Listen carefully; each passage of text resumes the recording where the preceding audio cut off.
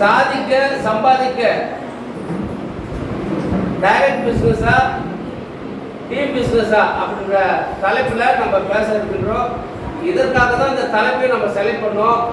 அதுக்காக நம்ம சேர்மன் சாருக்கு மிகப்பெரிய ஒரு பாராட்டை நம்ம தெரிவிச்சுக்குவோம். கவர்மெண்ட்ல கூட 33% வாங்கிறதுக்கு ரொம்ப சிரமப்பட்டு போராட வேண்டியிருக்கு. ஆனால் இங்கே பெண்களுக்கு 80க்கு மேற்பட்ட விழுக்காடை இந்த நிறுவனம் கொடுத்திருக்கிறது என்பதுதான் மிகுந்த சந்தோஷம். என்னுடைய அன்பிற்கினிய இஸ்லாமிய சகோதரிகள் வருகை தந்திருக்கிறார்கள், இந்து சகோதரர்கள் வருகை தந்திருக்கிறார்கள். உங்களை எல்லாம் பார்ப்பதற்கு இனம் மதம் மொழியை கடந்து இந்த தமிழர் திருநாள் ஓங்கி நிற்கிறதென்றால் அதற்கு இந்த இடம் ஒரு விசித்திரத்தை கொடுக்கிறது. அதற்கு இந்த நிர்வாகம் ஒரு அருமையான ஏற்பாட்டை செய்திருக்கிறது.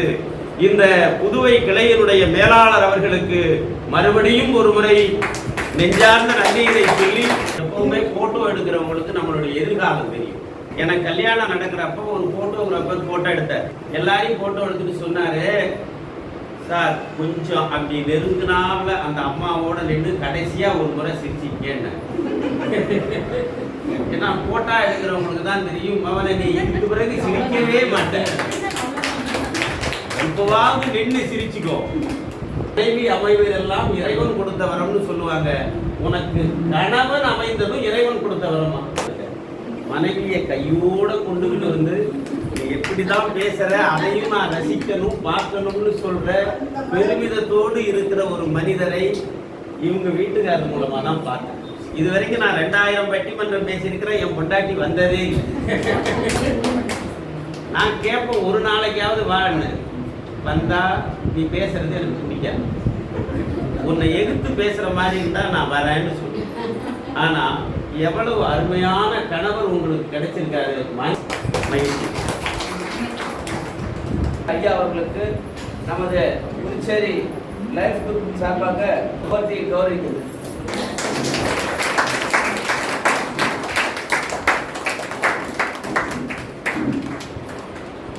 மஞ்சள் முகம் காட்டி மனைப்பூங்கள் மனம் காட்டி கொஞ்சும் வயல்மேனி கோலமிகு எழில் காட்டி வஞ்சி என வந்தவளே வரவேற்றோம் தைமகளே என்று தைமகளையும் வரவேற்று இந்த பொங்கல் திருநாள் என்பது இஸ்லாமியர்களுக்கென்று ஒரு பண்டிகை வரும், கிறிஸ்தவர்களுக்கென்று ஒரு பண்டிகை வரும், இந்துக்களுக்கென்று ஒரு பண்டிகை வரும்.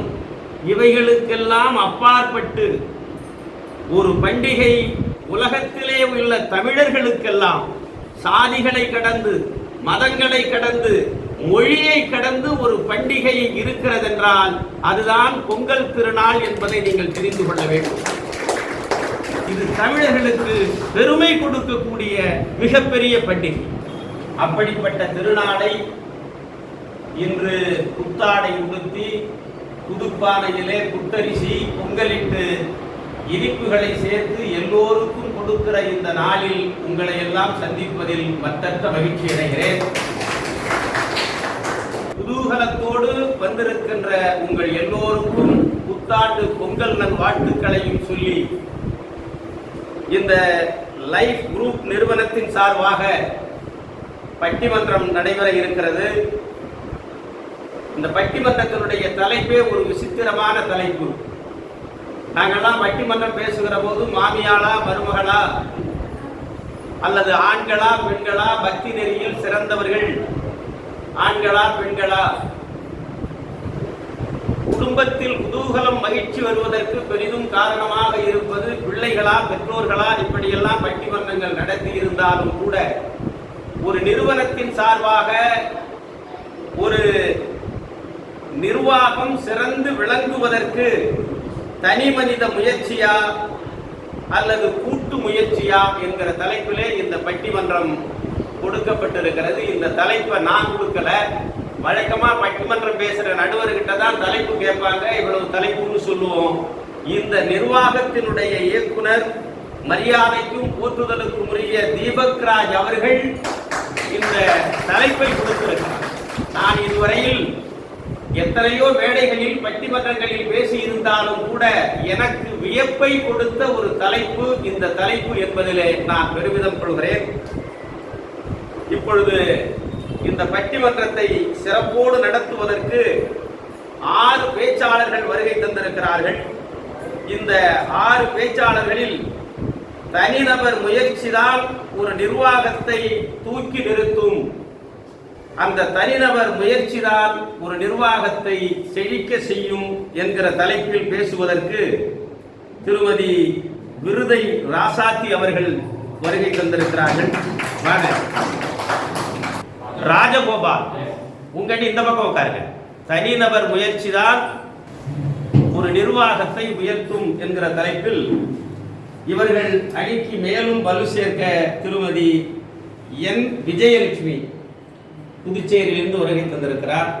கூட்டு முயற்சியே ஒரு நிர்வாகத்தை தூக்கி நிறுத்தும் என்கிற தலைப்பிலே பேசுவதற்கு சிதம்பரத்தில் இருந்து வருகை தந்திருக்கின்ற திருமதி எம் பிரேமா அவர்கள்,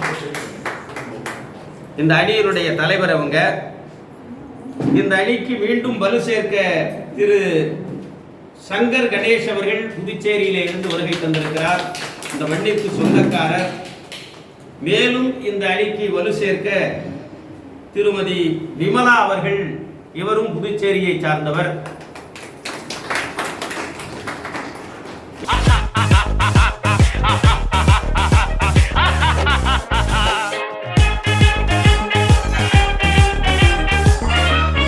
இப்பொழுது பட்டிமன்றம் துவங்க இருக்கிறது.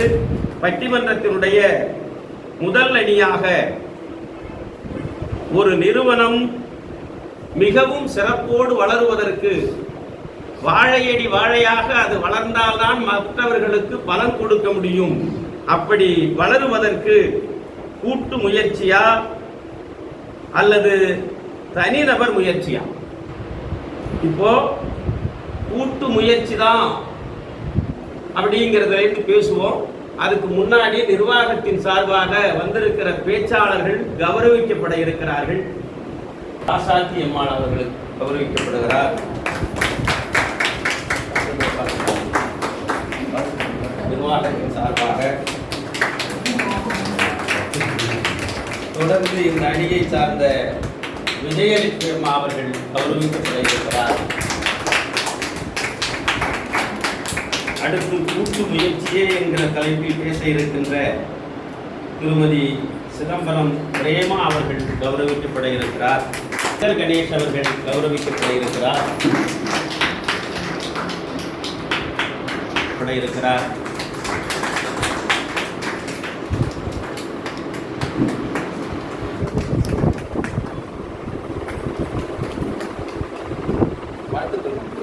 இப்பொழுது பட்டிமன்றம் துவங்க இருக்கிறது.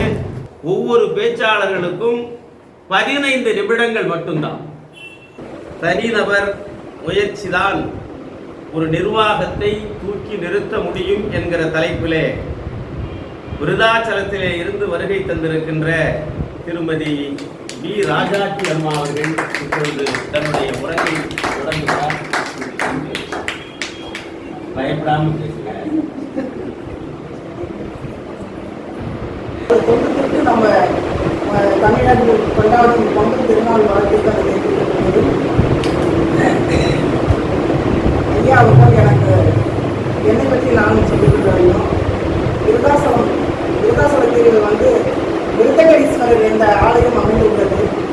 அங்கே அம்பாள் இருவரும் பேரவத்தில் இருக்காங்க. அது இல்லாமல் காசியோட வீசம் பெருசு அப்படின்ற பேர் பெற்றது விருதாச்சலம். புண்ணிய நதி ஒன்று ஒழுகிறது. அதுவும் அருகாமையில் குழந்தையப்பர் அப்படிங்கிற ஆலயம் ஒன்று அமைந்துள்ளது. 4 கால பூஜைகளே நம்ம காத ஒழிக்கும். அந்த ஊரில் வாழ்வது எனக்கு பெருமை என்று என்னுடைய பெருமையை சொல்லிக்கொள்கிறேன். ஐயா அவர்கள் பல லட்சம் கையில் கொட்டி பல பேச்சுக்களை மக்களுக்கு கொடுத்து புகழ்பெற்றவர் இங்கே வந்து அமர்ந்து இருக்கிறது நமக்கு இன்னும் பெருமையை கொடுக்கிறது. என்னுடைய பேச்சு என்ன என்றால் தனித்துவமா அப்படிங்கிற தலைப்பு எனக்கு கொடுத்துருக்காங்க. ஒரு மனிதன் கடவுள் பக்தி மெயின் வேணும். ஒரு மனிதனுக்கு கடவுள் பக்தி வேணும். கடவுள் பக்தி எப்படி வருது அப்படின்னா, ஒரு சாமியை பார்த்து கும்பிட்டா கடவுள் பக்தி யாருக்கும் வராது. யார் ஒரு மனிதன் அதிகாலையில் எழுந்து கடவுள் முன்னால் நம்மளுடைய கடமைகளை செலுத்தி வேலைகளை ஆரம்பிக்கிறாங்களோ அவங்க வெற்றியாளர். இங்க இருக்கிறவங்க எத்தனை பேர் காலையில 4 to 6 எழுந்திருக்கிறவங்க, 5 எழுந்திருக்கிறவங்க இருக்காங்க சொல்லுங்க. 5 to 6 எழுந்திருக்கிறவங்க எத்தனை பேர் இருக்கீங்க? உங்க வீட்டுக்காரர் எத்தனை மணிக்கு கேட்குறீங்க 4 மணிக்கு இருப்பாங்க. அந்த காலத்து மனுஷமா 4 மணிக்கு எழுந்திருக்கிறோம். அவருக்கு நேரம் காலமே கிடையாது, உழைச்சவர் அவர் வந்து பெருமையா நான் பேசுவேன். லாபம் கிடையாது, பகல் கிடையாது, அவர் கூட்டி அப்படி மக்களுக்காக உழைத்தவர். மக்களுக்காக உழைத்து தன்னுடைய வேர்வையை சிந்தி ரத்தத்தை சிந்தி இன்னைக்கு மனிதராக உட்கார்ந்துருக்காரு. அது எனக்கு பெருமை. உண்மையிலேயே எல்லாரும் ஒருத்தர் பேச வராங்கன்னா அவங்கவுங்க பேசிட்டு போய் பார்த்துருக்கேன். மனைவியை கையோட கொண்டுகிட்டு வந்து நீ எப்படிதான் பேசுற அதையும் நான் ரசிக்கணும் பார்க்கணும்னு சொல்ற பெருமிதத்தோடு இருக்கிற ஒரு மனிதரை இவங்க வீட்டுக்காரர் மூலமா தான் பார்த்தேன். இது வரைக்கும் நான் 2000 பட்டிமன்றம் பேசியிருக்கிறேன், என் பொண்டாட்டி வந்ததே. நான் கேட்பேன் ஒரு நாளைக்காவது வான்னு. வந்தா நீ பேசுறது எனக்கு பிடிக்காது, உன்னை எதிர்த்து பேசுற மாதிரி இருந்தா நான் வரேன்னு சொல்லி. ஆனா எவ்வளவு அருமையான கணவர் உங்களுக்கு கிடைச்சிருக்காரு. மனைவி அமைவதெல்லாம் இறைவன் கொடுத்த வரம்னு சொல்லுவாங்க. உனக்கு கணவன் அமைந்ததும் இறைவன் கொடுத்த வரமா? மகிழ்ச்சி. வார்த்தைக்கு ஐயா சொன்ன வார்த்தைக்கு நான்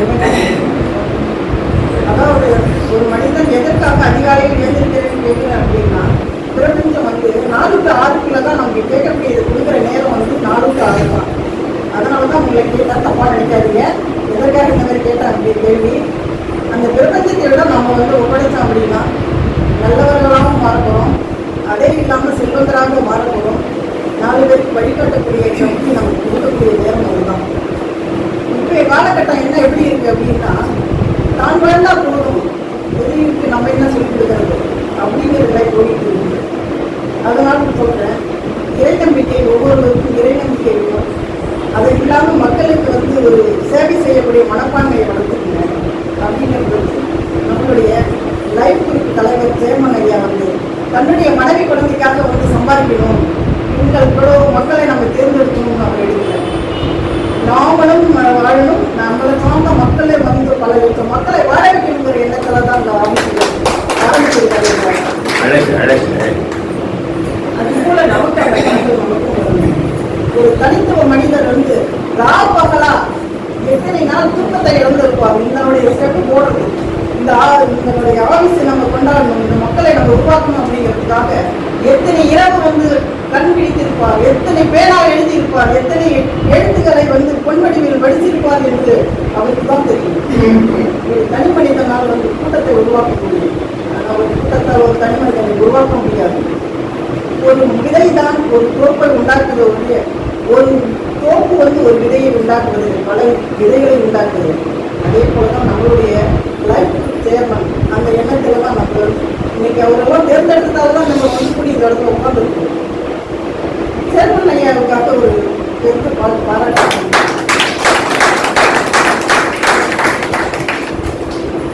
மகாத்மா காந்தி யாருங்க ஐயா? நடுவர் ஐயா உங்களை கேட்கிறேன். மகாத்மா காந்தி யாருன்னு கேட்கிறீங்களா? அவரு போர்பந்தர்ல பிறந்தாரு. மகாத்மான்னு சொல்லுவாங்க, தேசபிதான்னு சொல்லுவாங்க, இந்தியாவின் தந்தைன்னு சொல்லுவாங்க. அவர் ஒரு மனிதர் ஆரம்பிச்ச ஒரு போராட்டம் தான் நம்மளெல்லாம் வந்து ஒன்று சேர்ந்தது. அந்த ஒரு மனிதர் போராட்டம் தான் ஒன்று சேர்ந்து நம்ம நாட்டை கைப்பற்றணும். அவர் இன்னும் எத்தனை தலைவர் ஆனாலும் அவர் பேர் அழியுங்களா? ஐயா, அப்ப அவர் தனித்து நின்னதுக்கு தான் இன்னைக்கு அவருக்கு ஒரு தனி பெயர், ஒரு தனி வரலாறு அப்படின்னு ஒரு நமக்கு இருக்கு. அதான் நம்மளுடைய தனித்துவம். ஒரு தனி மனிதனால தான் ஒரு கூட்டத்தை உருவாக்க முடியும். ஒரு கூட்டத்தால் ஒரு தனி மனிதனை உருவாக்க முடியாது. அதாவது ஒரு தனி மனிதன் இறைவனாலும் சாதிக்கலாம், இறைவனாலும் ஒன்று சேர்க்கலாம், இறைவனாலும் நம்ம நடத்தலாம் அப்படிங்கிற ஒரு வைராக்கியம் வர்றதுக்கு காரணம் இறை நம்பிக்கை ரெண்டாவது வந்து என்ன செய்யறாரு அப்படின்னா, நம்மளுடைய சேர்மன் ஐயா தன் மனைவிக்கு சம்பாதிக்க முடியாம இங்க வந்தாரா, தன்னுடைய குழந்தைக்கு சம்பாதிக்க முடியாம இங்க வந்திருக்காரா? வந்து மக்களை வந்து வளர்க்கும் என்ன நோக்கம், எப்போ போட்டாரு, எந்த காலத்தில் போட்டாரு யாருக்கும் தெரியாது. இறைவன் இடத்துல போட்டிருக்காரு. அந்த இறைவன் இடத்துல போட்ட டாட்டு தான் இன்னைக்கு நம்ம எல்லாரும் வந்து சேர்ந்து இருக்கோம். என்னுடைய உரையை முடித்துக் கொள்கிறேன். அதாவது தனித்த ஒன்றாம் ஒரு கோப்பை உண்டாக்க முடியும், ஒரு கூட்டத்தை உண்டாக்க முடியும் என்று சொல்லி என்னுடைய உரையை எனக்கு தெரிஞ்சு மேடையில் பேசுற முதல் மேடை இவங்களுக்கு பட்டிமன்ற மாதிரி இதுதான் நினைக்கிறேன். பெரிய சிறப்பு. ஏன்னா நிறைய பேசணும் அப்படிங்கிற ஆசை மனசுல இருந்தாலும் கூட ரெண்டு விஷயத்தை அழகா வச்சாங்க. கிரேதா, திரேதா, துவாபரை, கலியுகம் என்று 4 யுகம் இருந்தது. ஒவ்வொரு யுகத்துக்கு ஒவ்வொரு அவதார புருஷர்கள் பிறப்பது வழக்கம். ஆனா அவங்களுடைய பார்வையில இந்த யுகத்தினுடைய அவதார புருஷன் இந்த நிர்வாகத்தினுடைய இயக்குனர் தீபக் ராஜ் தான் அப்படிங்கிறத அடித்து சொல்லியிருக்காங்க. ஏனென்றால் தனி மனித ஒருவரால் தான், ஒரு கடவுள் சிந்தனை இருக்கிற ஒருவரால் தான் எல்லோரையும் பாதுகாக்க முடியும். அப்படி பாதுகாக்கிற இடத்திலே அவர் இருக்கிறார். இந்த பிரபஞ்சத்தினுடைய கடவுள் இந்த நிறுவனத்தினுடைய இங்கே வந்திருப்பவர்களுக்கு அவர்தான் என்று மிக ஆணித்தனமா ஒரு விஷயத்தை சொன்னாங்க.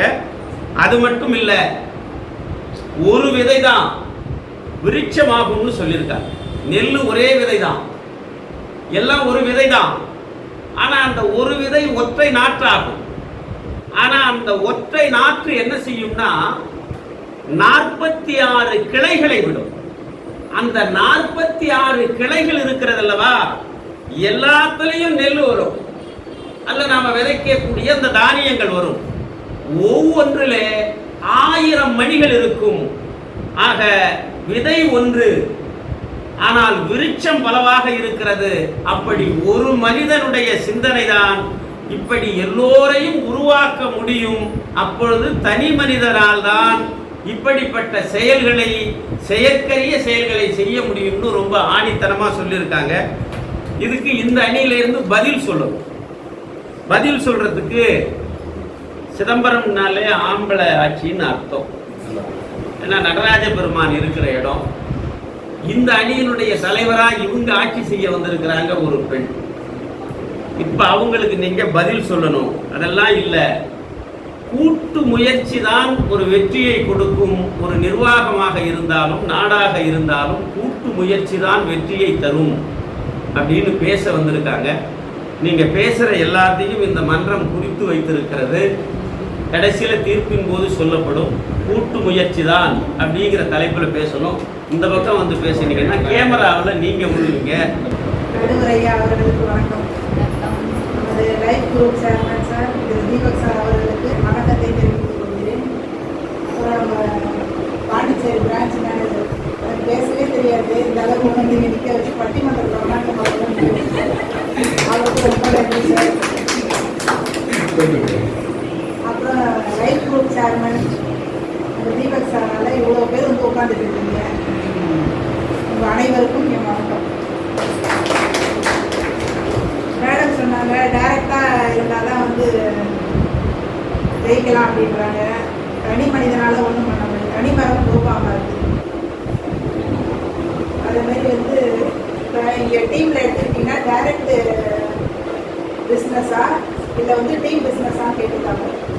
டைரக்ட் பிஸ்னஸ்னால் இப்போ முருகேஷ் சார் இருக்காரு. முருகேஷ் சாருக்கு நாங்கள் 10 பேர் தான் இருக்கோம். டைரெக்டாக இருந்தால் அந்த 10 பேர் தான் அந்த இடத்துல உட்காந்துருக்க முடியும். அதே டீம் பிஸ்னஸ்னால் அந்த 10 பேரும் 10 பேரை உருவாக்கினா 100 பேர் அதுமாரி அந்த 100 பேரும் 10 பேரை உருவாக்கினாங்கன்னா 1000 பேர் இங்கே உட்காந்துருப்பாங்க. அப்போ அதுதான் வந்து நமக்கு ஃபஸ்ட்டு. சார் வந்து நான் ஒரு நிறுவனத்தில் வேலை பார்த்துட்டு இருந்தேன். முருகேஷ் சார் எனக்கு தெரியும், ஒரு வருஷமாக என்னை கூட்டிகிட்டு இருந்தார். இல்லை சார் நான் வரலைன்னு சொல்லிட்டு இருந்தேன். விடாமல் என்னை ஃபாலோ பண்ணி இந்த அளவு கொண்டு வந்து நிற்க வச்சுருக்காரு. அதனால் அவருக்கு மிகப்பெரிய நன்றி. டைரக்ட் சேல்னா டீம் ஒர்க்குன்னா இப்போ முருகேஷ் சார் இருக்கார். எங்கள் டீமில் வந்து 6 லெவல் இருக்குது. ஃபஸ்ட்டு வந்து டைமண்ட் டைரக்டர்னு முருகேஷ் சார், அதுக்கு அடுத்தது 4 சிஇடு சீஃப் எக்ஸிக்யூட்டிவ், 3வது வந்து டைரக்டர் சீஃப் எக்ஸிக்யூட்டிவ் டைரக்டர், 3வது வந்து டைரக்டர், 4வது வந்து கிரவுண்ட் எக்ஸிக்யூட்டிவ், 5வது வந்து ராயல் ராயல் எக்ஸிக்யூட்டிவ், 6வது வந்து எக்ஸிக்யூட்டிவ். இப்படி 6 லெவலில் இருக்குது. இப்போ சார் நான் சொன்ன மாதிரி டைமண்ட் டைரக்டர் வந்து 10 பேரை போட்டாங்கன்னா எங்களுக்கு கீழே நான் வந்து எங்களுக்கு 10 பேரை நாங்கள் போடுவோம், 100 பேர். எனக்கு கீழே வந்து டைரக்டர், அவங்களுக்கு கீழே கிரவுண்ட் டைரக்டர், எக்ஸிக்யூட்டிவ். இந்த மாதிரி 6 லெவலில் இருக்குது. 6 லெவலில் பார்த்தீங்கன்னா நிறைய பேர் வந்து உருவாகிக்கிட்டே இருப்பாங்க. அவங்களுக்கு அப்படியே பெரிய டீம் ஆகிடும். அதனால் டைரக்ட் சேலோட நமக்கு வந்து டீம் வந்து ஒர்க்கு தான் நமக்கு பெருசு அப்படின்னு சொல்லிட்டு நான் சொல்லிக்கிறேன். சேர்மேன் சாரை பற்றி சொல்லணும் அப்படின்னா அவர் ரொம்ப கஷ்டப்பட்டு இப்போ வந்திருக்கிறாரு. ஃபிலிம் சிட்டியில் அன்றைக்கி சைட் பார்க்க போயிருந்தோம். அப்போ சொன்னார், நீங்கள்லாம் எங்களுக்கு ஏணி, ஒரு ஏணி கீழே விழுந்துட்டா கூட அவர் சரிச்சிருவார். அதனால் நம்ம ஒரு ஏணி கூட கீழே விழவிடாமல் நம்ம ஒவ்வொருத்தரும் ஒவ்வொரு ஏணி அவர் வானத்தை தொடணும்னாரு. அந்த வானத்தை நம்ம தான் தொட வைக்கணும். சிதம்பரத்திலிருந்து வந்து அவங்களுக்கான செய்தியை என்னை கூட்டத்துக்கு கூப்பிட்டு பட்டிமன்றம் பேச நிறுத்திட்டாங்க. இருந்தாலும் பரவாயில்லன்னு சொல்லி புதுச்சேரியினுடைய மேனேஜருக்கு நன்றியை சொன்னாங்க. அவங்க டைரக்டாக பாருங்க, அவர் தீபக் ராஜ்கிட்ட போகலை. காரணம், கருவறையில் இருக்கிற சாமியை உடனே கும்பிட முடியாது, எடுத்தாப்புல நந்தியை கும்பிடணும்னு முடிவு பண்ணிட்டாங்க.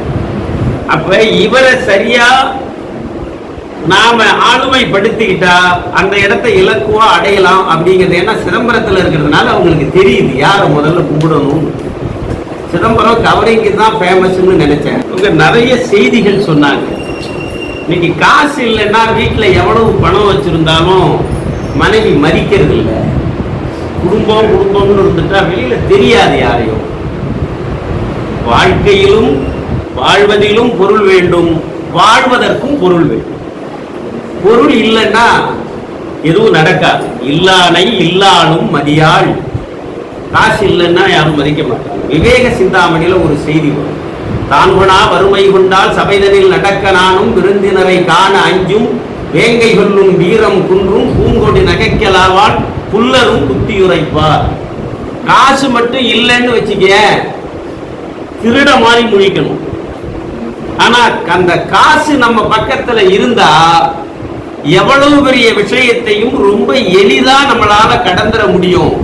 அது வந்து தனி நபரால முடியாது.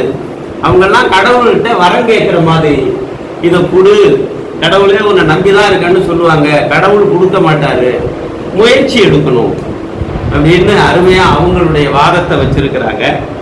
இருந்தாலும் முதல் பேச்சாளராக இருந்தாலும் பயப்படாம பேசினாங்க. அதுக்கு பெரிய சந்தோஷம். எல்லாம் கைத்தட்டுங்க. இப்போ இவங்களுக்கு பதில் சொல்லணும். அதெல்லாம் கிடையாது. கூட்டு முயற்சி அப்படிங்கிறது இந்த தனிநபர் எல்லாம் ஒன்னா சேர்ந்தா கூட்டு. அதனால வந்து கூட்டு முயற்சின்னு சொல்லிட முடியாது.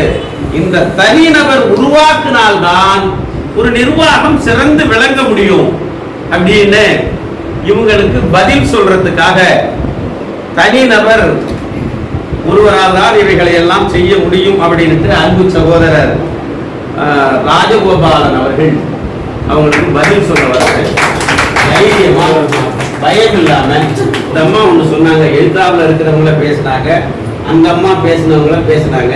நான் ஒரு நடுவரை மீசை வச்சுட்டு உட்கார்ந்துருக்கேன், என்னை பார்த்து ஒரு வார்த்தை கூட பேசுறேன். அதனால உங்க அணிக்கு தீர்ப்பு கொடுக்க மாட்டாங்கிறது இல்ல, கொடுக்க மாட்டேன் அப்படிங்கிறது இல்ல. இருந்தாலும் இந்த மன்றம் குறிச்சிருக்கு, அது ஒரு தராசு தட்டுல போடுறோம். இங்க பேசுறவர்களுடைய வலிமையை பொறுத்துதான் அந்த தீர்ப்பு இருக்கும். இவங்களுக்கு நீங்க பதில் சொல்லணும், உங்க அணிய வலிமைப்படுத்தணும். பேசுங்க.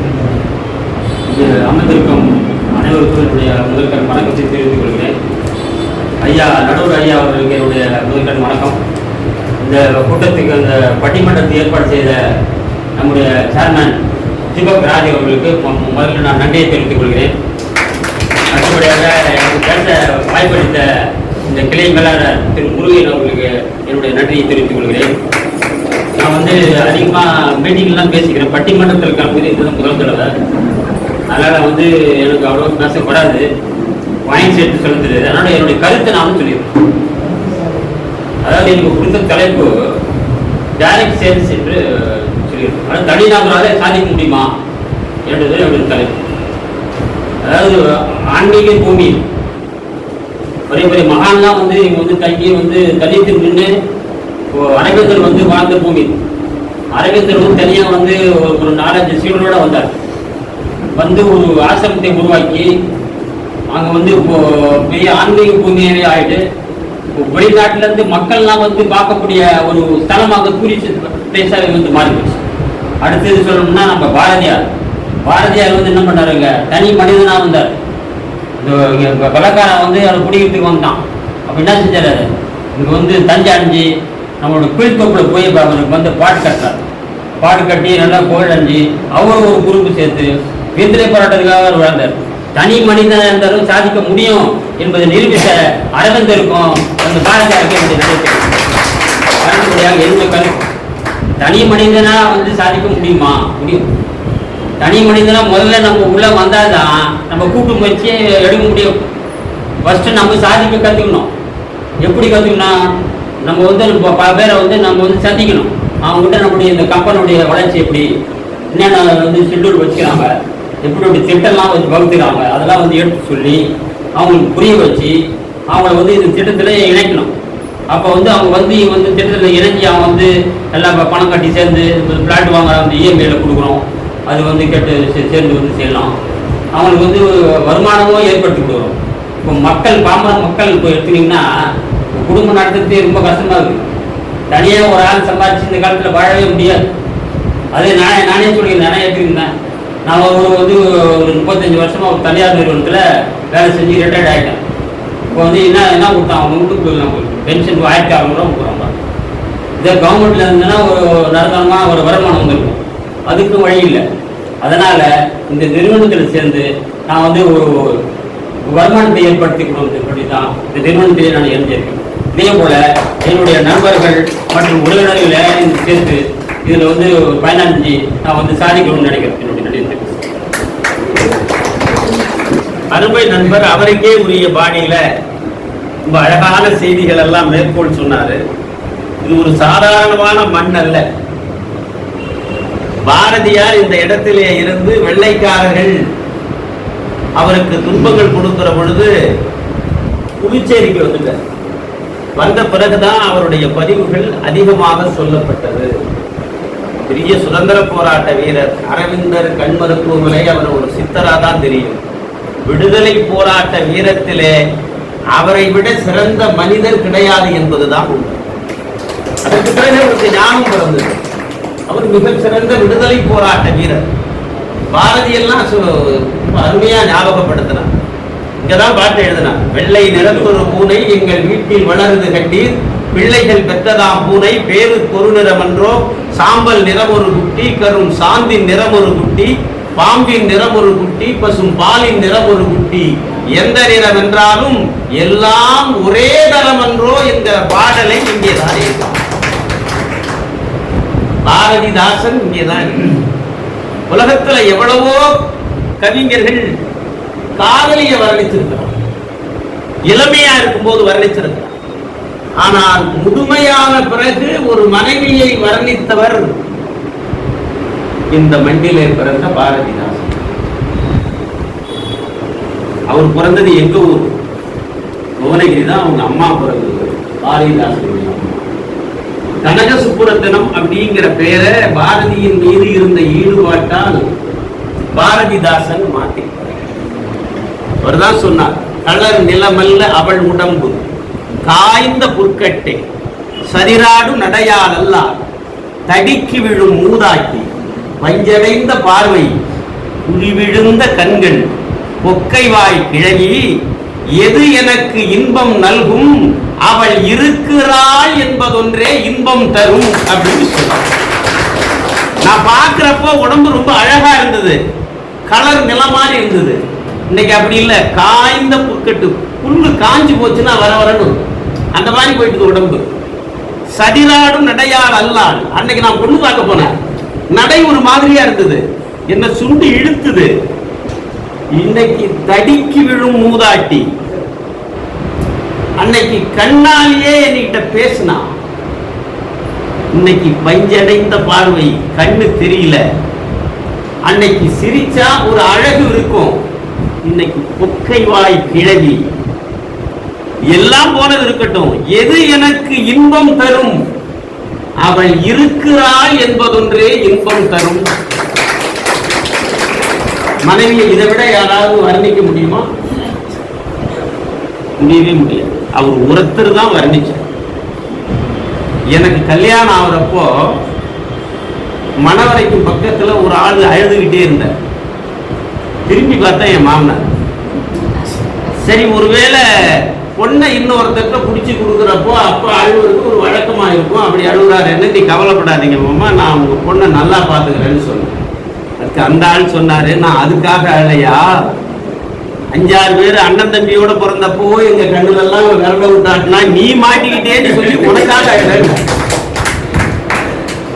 சரி பரவாயில்ல, நாம சமாளிச்சுக்கலாம், நமக்கு தெரியாதா, அவரு கதையை அவரு சொல்லிட்டாரு, கொஞ்சம் உஷாரா இருக்க சொல்லிட்டாருன்னுட்டு கோயிலுக்கு போறோம்.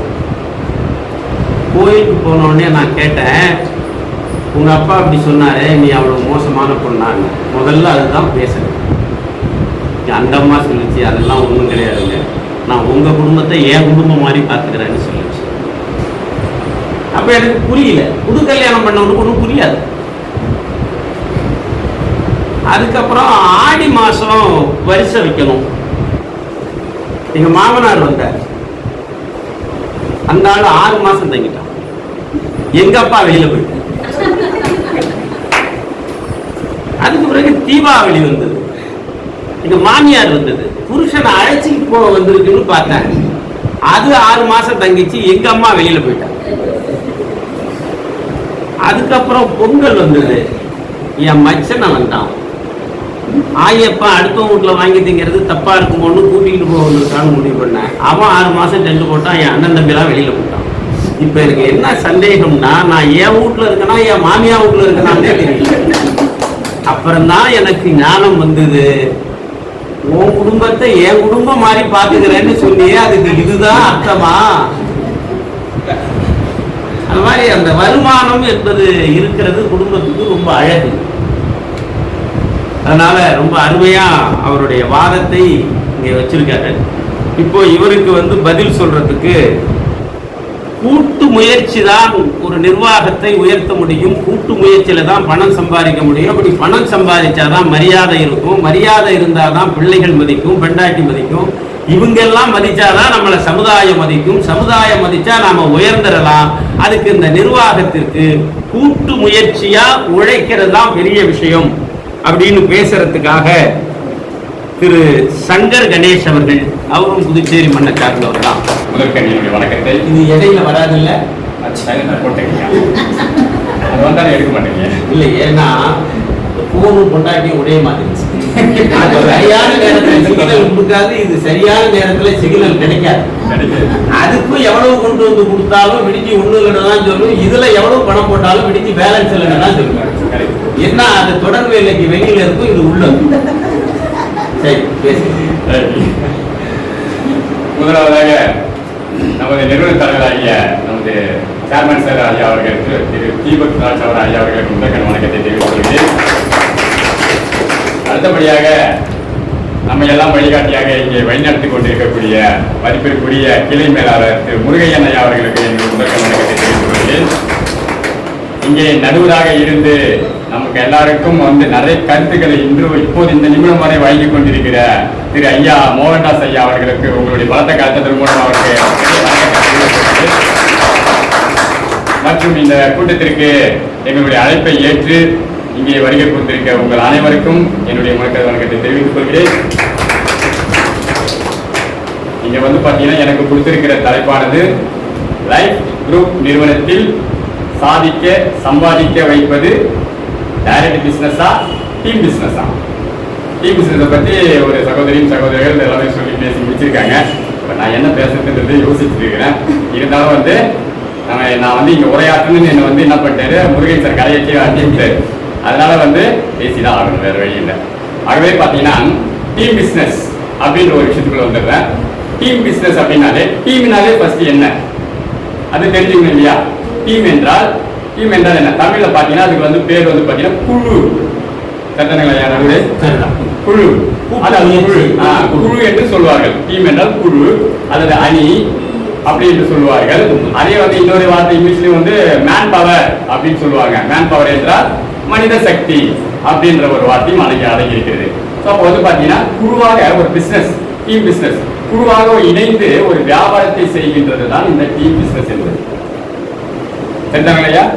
டீம் பிஸ்னஸ் என்பது இதுதான் விளக்கமாக கொடுக்கப்பட்டிருக்கிறது. இல்ல நீங்க பேசுறதெல்லாம் புரிச்சுக்கிட்டு கடைசியா தான் கம்பேர் பண்ண முடியும் சார். ஓகே, நன்றிங்க. அதனால நீங்க பேசுறதுக்காக தீர்ப்பு உங்க பக்கம் கொடுத்துட முடியாது. தீர்ப்பு கேட்கிறது பேசுவது சரியா என்று சற்று உங்களுடைய கருத்தை கேட்டு பகிர்ந்து கொள்கிறேன், அவ்வளவுதான். ஒன்றும் இல்லை, எந்த அளவிற்கு பிழை இருக்கிறதோ அந்த அளவிற்கு பரிசோதனை பண்ணக்கூடாது. மதிப்பெண் குறைக்கப்படும், மதிப்பெண் குறைக்கப்படும். ஆக வந்து பாத்தீங்கன்னா டீம் பிசினஸ் என்ற விஷயத்துல வந்து பாத்தீங்கன்னா நம்மளால சாதிக்க முடியுமா முடியாதா அப்படின்றத வந்து ஒரு சில நிமிடங்கள் நொடிகளில் நம்ம வந்து என்ன பண்ணலாம், பகிர்ந்து கொள்ளலாம். சரிங்களா? அப்ப வந்து பாத்தீங்கன்னா நம்மளுடைய லைஃப் குரூப் என்ற நிறுவனத்திலேயே சார் வந்து நம்மளுடைய சேர்மன் சார் அவர்கள் ஸ்ட்ராங்கா வச்சிருக்காரு. அவர் என்ன எண்ணி வச்சாருன்றது நான் அவரிடம் பகிர்ந்துக்கல. ஆனா வந்து பாத்தீங்கன்னா அந்த வார்த்தையிலே அடங்கி இருக்கிறது லைஃப் குரூப்ஸ் அப்படின்றது. வாழ்க்கை குரூப்ஸ் என்றால் குழுக்கள், அதாவது பல பேர் இணைந்து செயல்பட்டு தன்னுடைய வாழ்க்கை தரத்தை உயர்த்த முடியும் என்ற நம்பிக்கையுடன் நம்முடைய சேர்மன் ஐயா அமைத்த பெயர் தான் லைஃப் குரூப்பாக என்று இருக்கும் என்று நான் நினைக்கிறேன். இது சரியாக இல்லை என்பதை நமது சேர்மன் ஐயா அவர்கள் வந்து கூறினால் மிக சந்தோஷமாக. அதை நினைத்தவர் ஒருவர் தான். ஆனால் அவர் அந்த கூட்டணி அமைக்க வேண்டும் என்ற ஒரு எண்ணத்தை அவருக்குள் கொண்டு வந்ததும் அதை வைத்து சாதிக்க முடியும் என்ற வார்த்தைகளை அவர் சொல்லி முடிப்பதும் சொல்லிக் கொண்டு இருப்பதும் சொல்ல போவதும் அவருடைய கையில் இல்லைங்களா? அப்ப எங்கேயுமே வந்து பாத்தீங்கன்னா ஒரு டீம் அப்படின்ற விஷயம் வேணும்ன்றது எல்லாரும் மனதிலும் முதித்ததா அல்லவா? முதித்தது. இப்படி ஏன் தனியாக சாதிக்க முடியும்? இப்போது நம்ம ஐயாவே பார்த்தீங்கன்னா அவர் வந்து அவருக்கு எல்லா திறமைகள் இருக்கிறது, அனைத்து காரியமும் தெரியும், அனைத்து விஷயங்களும் தெரியும். நமது திட்டத்தில் வந்து அனைத்தும் அவரால் தனியாக சாதிக்க முடியக்கூடிய அளவுக்கு அவர்களுக்கு வந்து அந்த தகுதியும் இருக்கிறது. ஆனாலும் ஏன் வந்து அவர் வந்து பல பேருக்கு இந்த வாய்ப்பை கொடுக்கணும், அணியை அமைக்க வேண்டும் என்று அவர் விரும்பினார் என்றால் அனைவரும் சாதிக்க வேண்டும், அனைவரும் அவரை போன்று அழகு பார்த்து அவர் ஆசைப்பட வேண்டும் என்ற எண்ணம் அவருக்குள் இருந்தால் மட்டும்தான் அவர் வந்து அணியை அமைக்க வேண்டும் என்று முடிவு செய்தார். இல்லை என்றால் தனியாகவே அவரை வந்து எல்லாம் நம்மளுடைய திட்டத்தின் படி பார்த்தீங்கன்னா அவர் தனியாகவே வந்து அனைத்து நிலங்களையும் விட்டு தீர்க்கிறதுக்கு அவரே முடிவு செய்திருக்கலாமே. ஏன் அவர் குழுக்கள் அமைத்தார்? அப்போது அந்த காரியத்தில் வந்து அனைவருடைய சந்தோஷமும் மகிழ்ச்சியும் சன்மானங்களும் சாதிப்பும் அடங்க வேண்டும் என்ற எண்ணத்தோடு தான் அவர் இந்த காரியத்தை கொண்டு வந்திருக்கிறார். பிறகு இன்னொரு ஒரு சில உதாரணங்கள் நமக்கு எல்லாருமே தெரியும். ஒரு கை தட்டினா ஓசை வருங்களா? ஐயா ஒரு கை தட்டினால் ஓசை வராது, வெறும் காத்து தான் வரும். சோ அப்ப வந்து இரு கைகள் தட்டினால் மட்டுமே தான் ஓசை கூட வரும். அது அந்த ஓசைக்கு கிடைத்த வெற்றி. அப்படித்தான் நாம் ஒருவராய் தனிப்பட்டு செயல்படுவதை விட ஒரு 20 30 40 50 இப்படி நாம் வந்து கூட்டாக சேர்ந்து முயற்சிக்கும் போது அங்கு அந்த ஓசைக்கு கிடைத்த வெற்றி நமக்கும் கிடைக்க வாய்ப்பு இருக்கிறது. இன்னும் ஒரு உதாரணம் சொல்லலாம். நம்முடைய வணக்கம் செலுத்தும் முறையை நீங்கள் கவனித்திருப்பீர்கள், நிறைய பேர் பார்த்திருப்பீர்கள். என்ன பண்ணுவாங்க? வணக்கம் சார், வணக்கம் இப்படி சொல்லுவாங்க, கவனிச்சிருப்பீங்க. வணக்கம் வணக்கம் இப்படிலாம் சொல்ற பழக்கத்தை பார்த்திருப்பீங்க, ரைட்டுங்களா? அதனுடைய தன்மை வேறு, அதனுடைய தன்மை வேறு. அதே மாறுதலாக, ரைட்டுங்களா, இந்த 10 விரல்களை இணைத்து இந்த 2 கைகளை இணைத்து நாம் வணக்கம் ஐயா அப்படி என்று கூறும்போது அதனுடைய பிரதிபலிப்பு எப்படி இருக்கும் தெரியுமா? அவருடைய மதிப்பு மரியாதை அனைத்தும் கூடி நம்முடைய தமிழர் பண்பாடு அங்கு வெளிப்படும். அப்போது இங்கும் இணைகிறது. இங்கு ஒரு துணை இல்லாமல் எந்த ஒரு காரியமும் இணைக்க முடியாது. இணை இல்லாமல் துணை இல்லாமல் ஒரு தனியாக நிற்பது என்பது வேறு அல்லவா?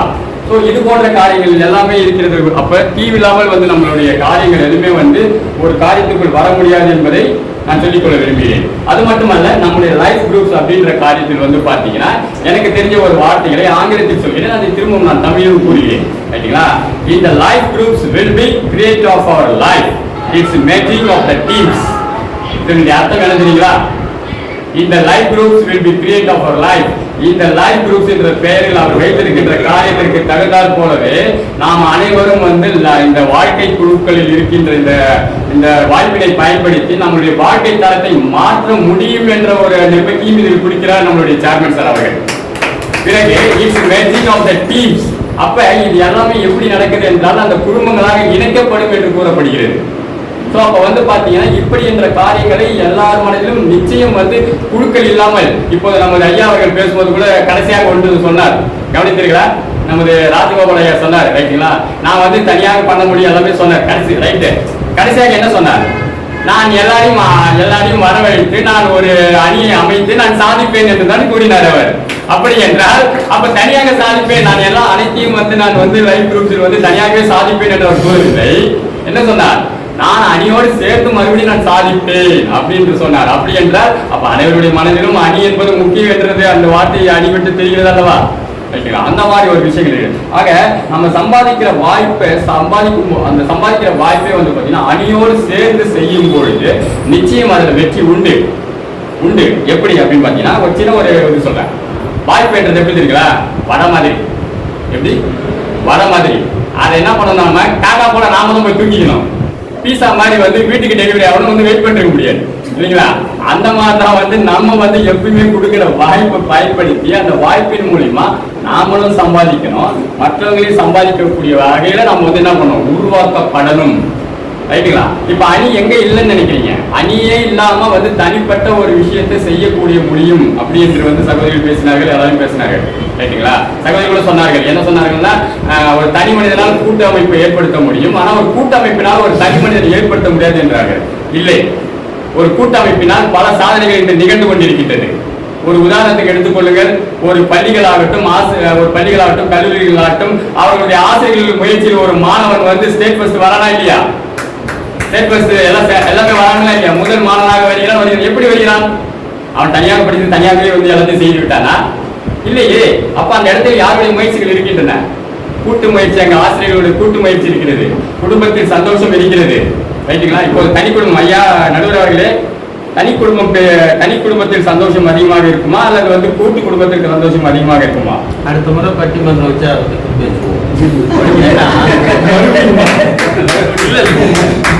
இதுல சந்தோஷம் அந்தந்த இடத்துல அந்தந்த வயசுக்கு தக்காரோ மகிழ்ச்சி இருக்கும். ரைட். அது வந்து இப்போ உனக்கு மகிழ்ச்சியா இருக்குதான்னு சொன்னா கல்யாணம் பண்ணிக்கிட்டு உடனே வேலை போறவன் ரொம்ப சந்தோஷமா இருக்கேன், எந்த தொல்லையும் இல்லை. இதுவே 2-3 குழந்தை பிறந்து குடும்பமான பிறகு சந்தோஷமா இருக்குன்னா எங்க சந்தோஷம்? நீ தானா பேசிக்கிற ஆளை பார்த்திருக்கியா? அது பேர் வேற. நான் அது விளக்கம் சொல்றேன். நீங்க பேச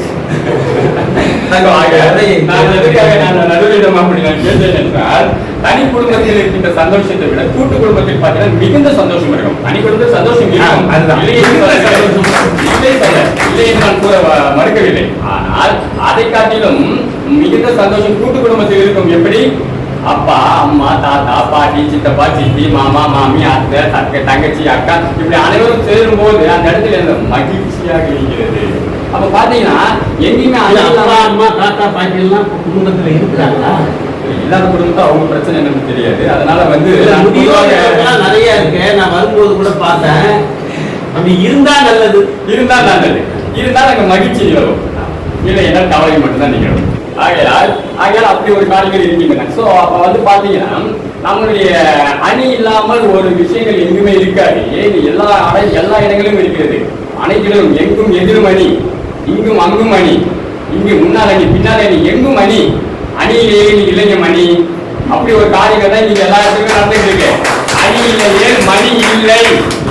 தனி ஒருவனாக வந்து சம்பாதிப்பது என்பது முடியாது என்று சொல்லவில்லை.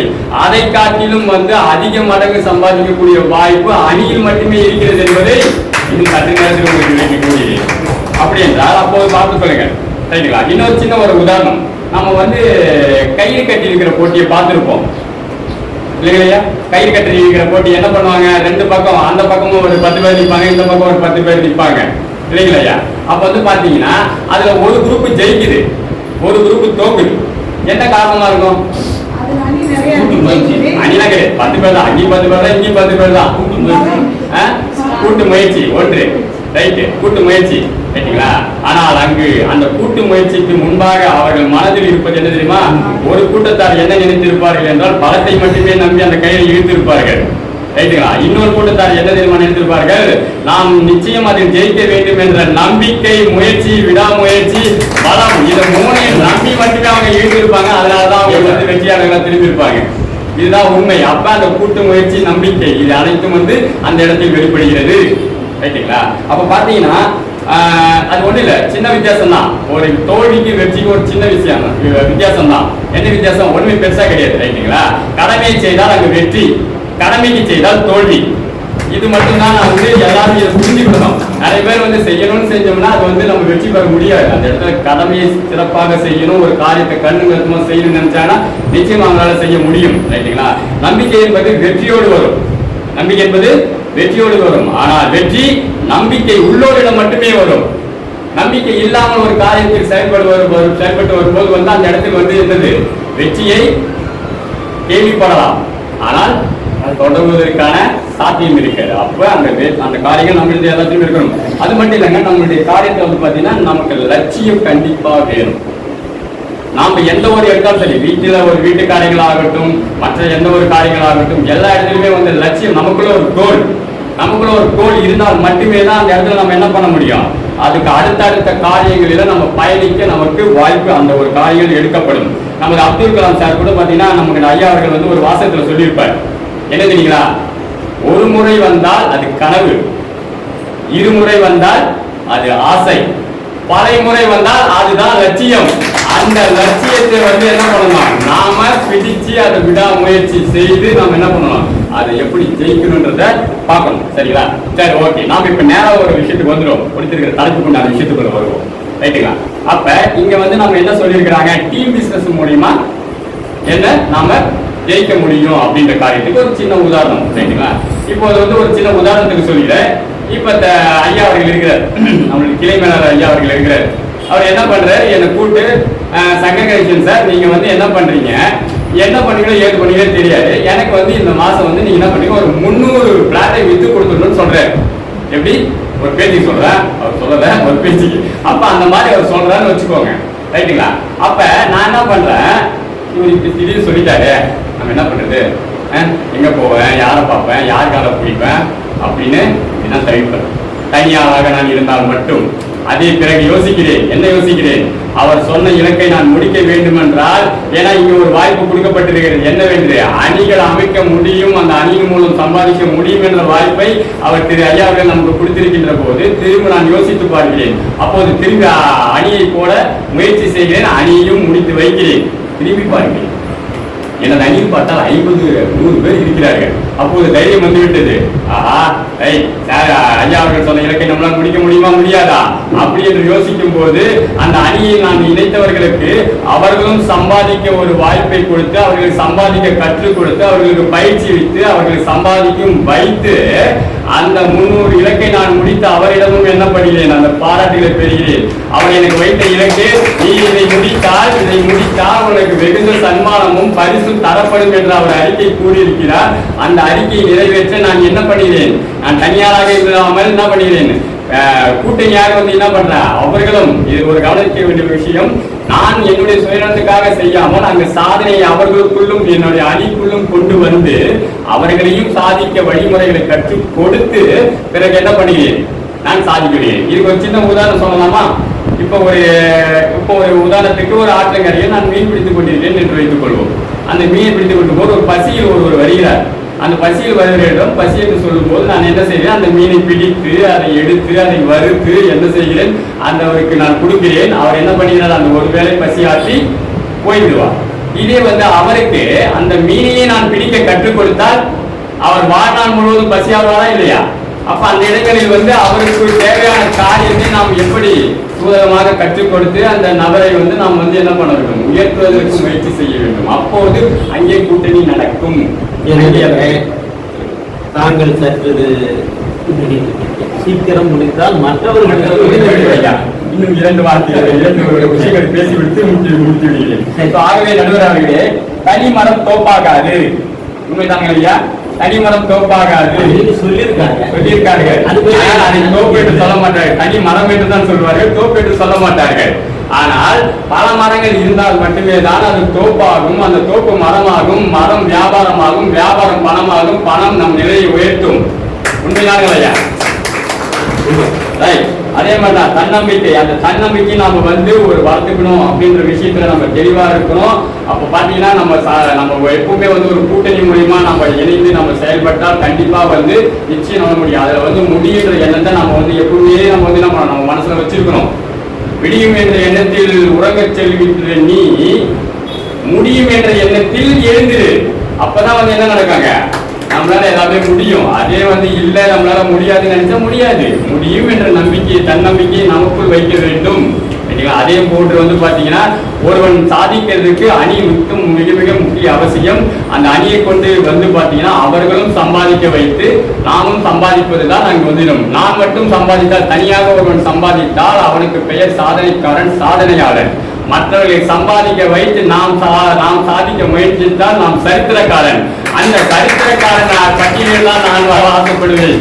அப்படி இருக்கும்போது அணியின் மூலியமாக நிச்சயம் நாம் ஜெயிக்க முடியும், செய்ய முடியும் என்பதை கூறி எனக்கு பேச வாய்ப்பளித்த திரு ஐயா கிளைமலர் அவர்களுக்கும் ஐயா நடுவர் அவர்கள் ஐயாவுக்கும் நன்றி கூறி இடம் அமர்கிறேன். மிக்க நன்றி ஐயா. வாழ்க்கையில் நீங்கள் பேச்சாளராக வருவதற்கும் வாழ்த்துக்கள்.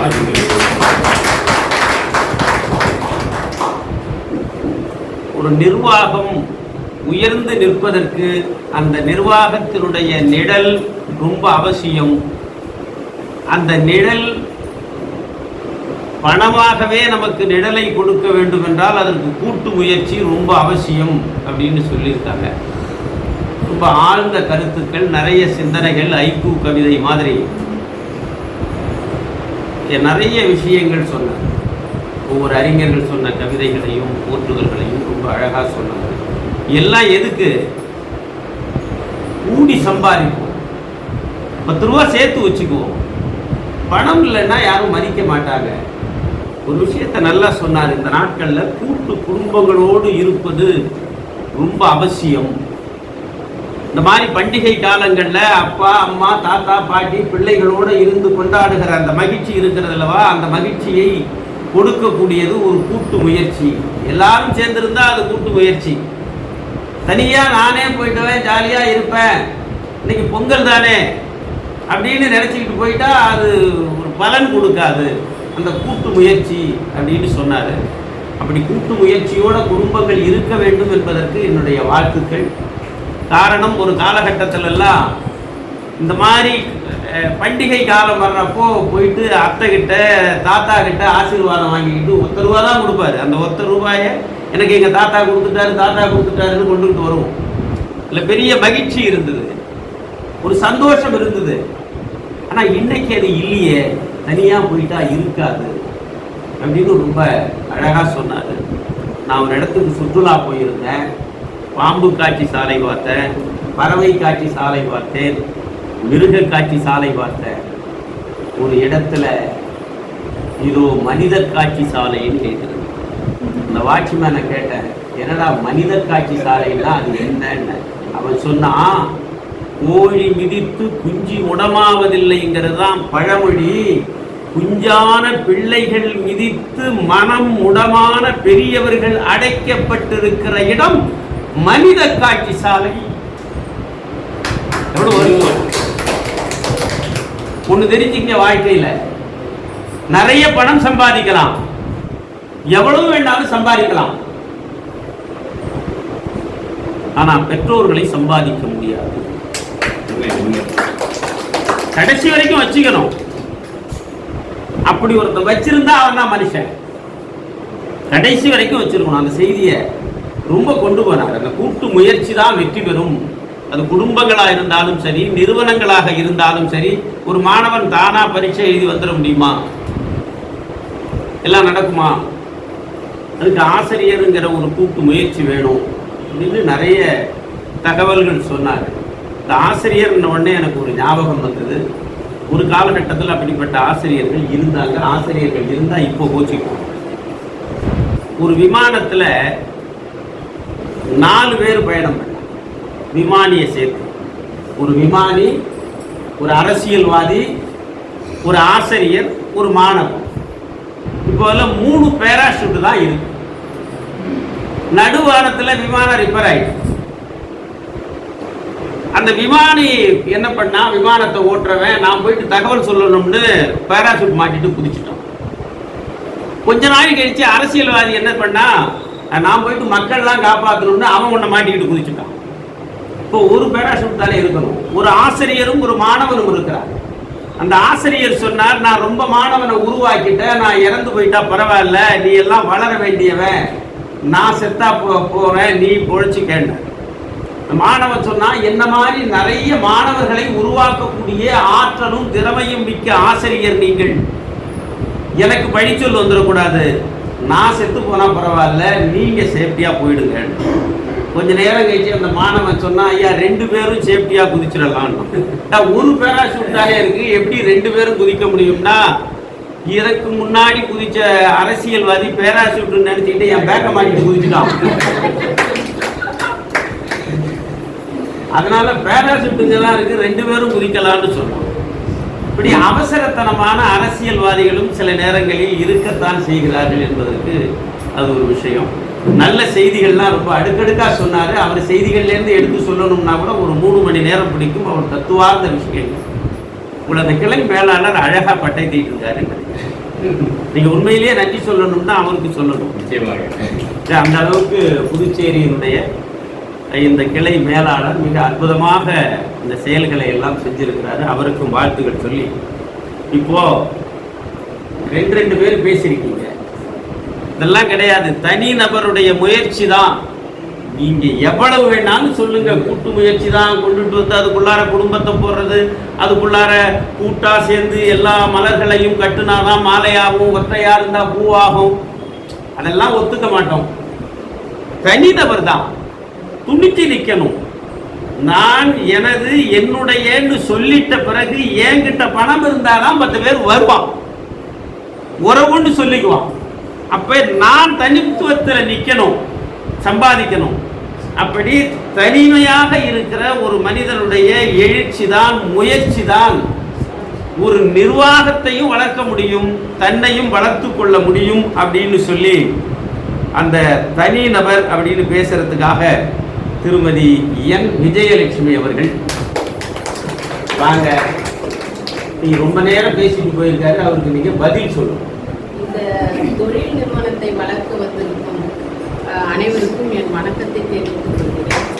எதிரணிக்கும் என் வணக்கத்தை தெரிவித்துக் கொண்டு என் உரையை நான் மாற்றுகிறேன். நான் இதுவரையிலும் பட்டிமன்றத்தெல்லாம் பேசதே இல்லை, பார்த்துருக்கேன் நிறைய, ஆனால் பேச வராது. சார் வந்து என்ன வலுக்கட்டாயமா கூட்டு நீங்க பட்டிமன்றத்தில் பேசுற மாதிரியே பேச மாட்டேன். வீட்டுல ஒரு பிரச்சனைன்னா எப்படி சண்டை போடுவீங்களோ அதை மனசுல வச்சு இந்த நிறுவனத்தை வளர்த்த தீபக் ராஜுக்கு முதல் வணக்கம். முதல்ல அதுல இருந்தே நம்ம ஆரம்பிப்போம். அவர் ஒரு தனி மனிதர். அவர் தான் இந்த நிறுவனத்தையே ஏற்படுத்தியிருக்காரு. நம்ம கூட்டா வந்து நிறுவனத்தை ஏற்படுத்தல, முதல்ல தனி நபர் தான் ஒரு நிறுவனத்தை ஏற்படுத்தி அதுக்கு ஒரு பேர் வச்சிருக்காரு. அதுலேயே நாங்கள் தனித்துவம் வந்துருக்குதுன்றதை நான் அவர் மூலியமாகவே தெரிவிச்சுக்கிறேன். இப்போ எல்லாம் கூட்டாக வாழ்ந்தால் தான் நல்லது அப்படி இப்படின்றாங்க. இப்போ நம்மலாம் இங்கே வந்திருக்கோம், ஒரு சேமிப்பு பண்ணுறதுக்காக தான் இந்த நிறுவனத்துக்கு நம்ம வந்திருக்கோம். நம்ம கூட்டு குடும்பத்தோடு இருந்தோம்னா ஒரு ஆள் சம்பாரிச்சுன்னு வர்ற பணத்தை வீட்டில் இருக்கிறவங்க எல்லாருக்கும் செலவு பண்ணிட்டா அதில் ஒரு 10 பைசா கூட நமக்கு சேமிக்க முடியாது. ஆனால் நம்ம தனிமையாக ஒரு தனி கொடுத்தணும்னு சொல்கிறாங்க, தப்பு. அதை எவ்வளோ பேர் என்னமோ சொல்கிறாங்க. ஆனால் ஒரு தனி கொடுத்தனமாக இருந்து அதை நடத்தும் போது தன்னுடைய குடும்பத்துக்கு செலவு போக மீதி அமௌண்ட்டை எடுத்து வச்சு ஒரு சேவிங் பண்ணுவான். அது மூலம் அவன் பெரிய லட்சாதிபதி, கோடீஸ்வரன் இது மாதிரி ஆகலாம். அதனால் நான் என்ன சொல்ல வரேன்னா, தனி மனிதனை இப்போ நான் இங்கே வந்தேன், எனக்கு ஒரு ஃப்ரெண்டு தான் சொன்னாங்க. இப்போ நான் தனியாக தான் வந்தேன், வரும்போதே நான் கூட்டத்தை அழைச்சின்னு வரல, தனியாக தான் வந்தேன், தனியாக தான் சொன்னேன், தனியாக தான் இப்போ எனக்கு நான் அச்சீவ் பண்ணியிருக்கேன். இங்கே இப்போ இந்த அந்தமான் இது அச்சீவ் பண்ணியிருக்கேன். இவ்வளோ செஞ்சாங்க. நான் கூட்டாக பண்ணல, நான் தனியாக தான் பண்ணேன். இதுக்கப்புறம் நான் கூட்ட அமைப்பேனா, நான் தான் அமைக்க போகிறேன். அப்போ தனித்துவம் தானே முக்கியம் வாய்ந்தீங்க. அதனால் நான் இதை சொல்லி எல்லோரும் இங்கே வந்தவங்களுக்கு வணக்கம் சொல்லி நிறைய முடிச்சுக்கிறேன். ரொம்ப அருமையாக அவங்களுக்கான செய்தி அவங்க பேச வரும்போதே சொன்னாங்க. என்னை குறை சொல்லிட்டு போய் உட்கார்ந்துருக்கிற எங்கள் அணியெல்லாம் குறை சொல்கிற எதிர்கட்சிக்கும் என்னுடைய வணக்கம்னா. இப்போ அவங்க என்ன சொல்லிட்டு போகிறாங்க, தோப்போன்னு தெரிஞ்சும் டெபாசிட் போகிறதுக்காகவே ஒரு செட்டு உட்காந்துருக்குது, பார்த்தா பரிதாபமாக இருக்குன்னு சொல்லிடுவோன்னு சொல்லிட்டாங்க. அதனால் ரொம்ப அழகான செய்திகளை எல்லாம் இன்னும் கூட்டு குடும்பத்தில் தான் இருக்கீங்களா? தெரியுது இல்லை, அதில் ஒரு தனித்துவத்தை அவங்க கரெக்டாக கொடுத்தாங்க. நம்ம கிட்ட இருக்கிறோம், சம்பாரிச்சுக்கிட்டு வரோம், சோம்பேறி பூரா வீட்டில் உட்காந்துக்குதான் கொண்டுகிட்டு வர்றதுல கணக்கு கேட்டுக்கிட்டு இருந்தா அது என்ன குடும்பமாகும்? நம்ம கையில் 10 ரூபா இருக்கணும். அப்படி இருந்தால்தான் ஒரு குடும்பத்தை சரியாக கொண்டு போக முடியும் அப்படிங்கிற அவங்களுடைய நிலைப்பாட்டை ரொம்ப அழகாக சொல்லி ரொம்ப குறைவான நேரத்தில் பேசினாலும் நிறைவான செய்திகளை கொடுத்தாங்க.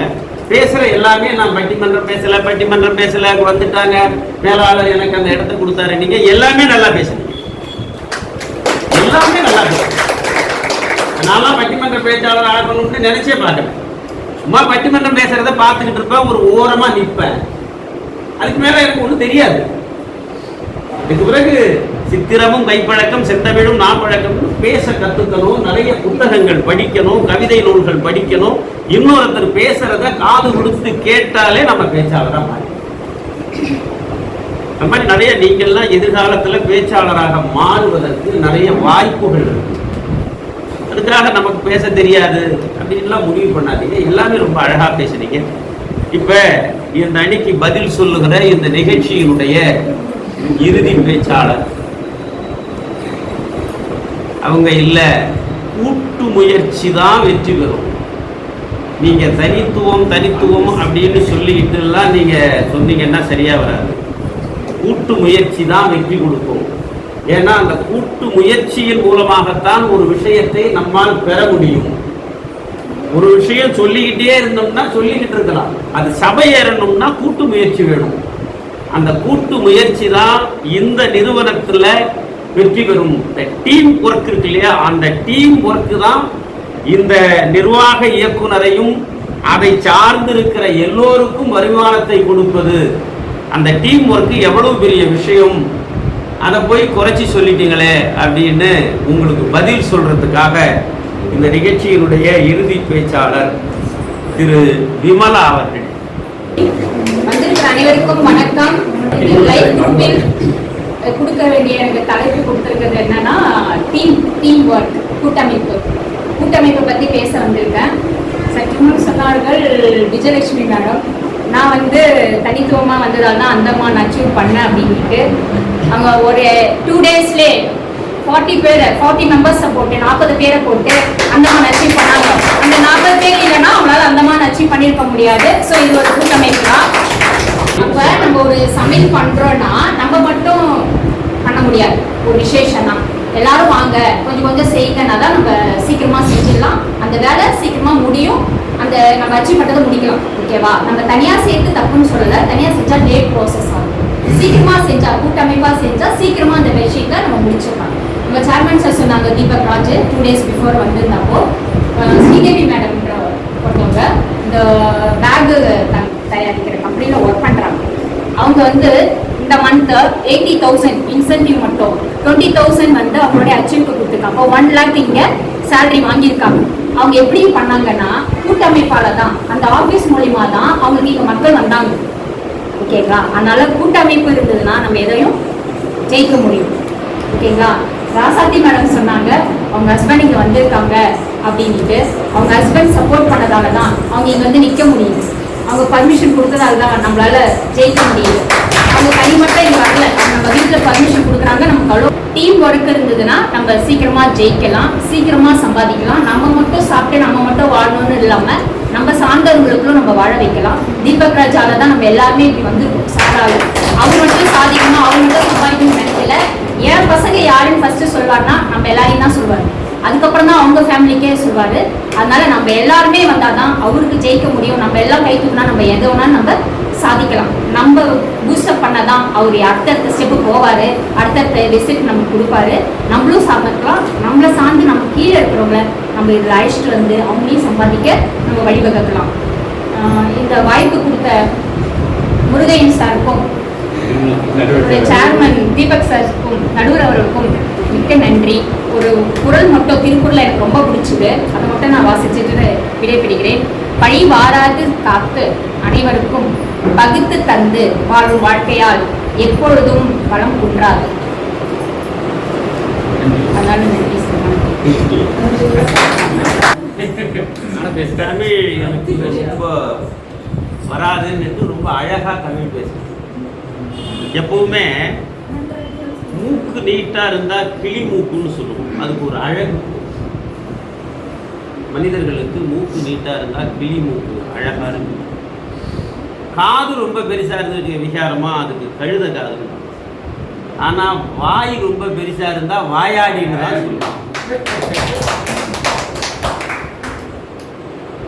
அதனால அழகா அந்த நேரத்தை எடுத்துக்காம அந்த பட்டப்பேரை வாங்காம அழகா செஞ்சீங்க. ரொம்ப சந்தோஷம். அடுத்தது ரொம்ப பசியோடு போகணுமென்னு எதிர்பார்க்குறப்ப மேலாளர்கிட்ட சொல்லி எல்லாருக்கும் பிரியாணி ஏற்பாடு பண்ணியிருக்கோம். இங்கே வந்தால் யாரையும் சும்மா விட மாட்டோம். அது மட்டும் இல்லை, என்னையும் கொஞ்சம் கவர் பண்ண சொல்லணும். இப்போ இறுதி கட்டத்துக்கு வந்திருக்கிறோம். இந்த நிகழ்ச்சியினுடைய இறுதியா தீர்ப்பு சொல்லணும். அவங்க பேசின நிறைய விஷயங்கள், இந்த 6 பேரும் பேசுனதுல நிறைய விஷயங்கள் எல்லாரும் நிறைய கொட்டி வச்சாங்க.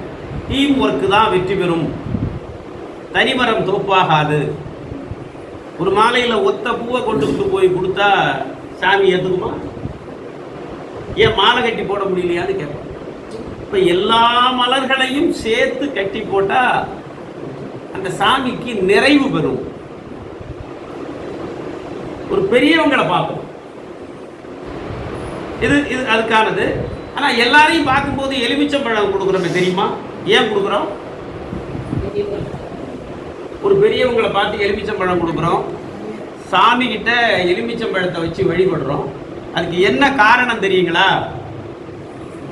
ஒவ்வொரு பழத்துக்கும் ஒரு குணம் உண்டு. பலாப்பழம் அவ்வளோ பெருசாக இருக்கும், முக்கனிகளில் ஒன்று தான்.